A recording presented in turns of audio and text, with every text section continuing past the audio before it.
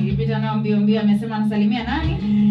Alikuwa anafungulia anasalimia Jeffa Beruga, Samuel Fox, Ankori, Tole, Simba wa Rombo, Miguel Sadaswale wa Ngutini, Juliana wa LD. Juliana alipoteaga Bedeti na Makto pia alipotea. Glado yuko ndani, Asha kutoka Taveta, Lydia, Faith, Barbara wa PH, Lois najua amefunga shule sahi, Eunice, watu wote wa drop zone pale chini tu. Alafu na anasema na two ladies wa kutoka pale Green Park Hotel hapa Taveta, sijui walimfanyaga nini. Alafu akasema apatie wimbo wa Merimela Kipenzi. Huo wimbo anasema uwaende wanafunzi wote wenye wako nyumbani sahi, wachukue wasikize maneno ya wimbo wa Merimela Kipenzi. Watajua kwa nini wamededicate huo wimbo.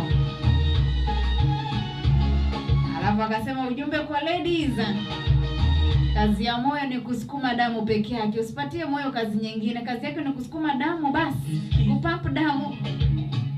Kazi ya kupenda achia nini? Sasa kama moyo uko na kazi nyingi, akili pia inapenda. Unaweza penda na akili, unaweza penda na moyo, unaweza penda pia na tumbo. Haya. Mtakatifu huyo ndo ametoka pale.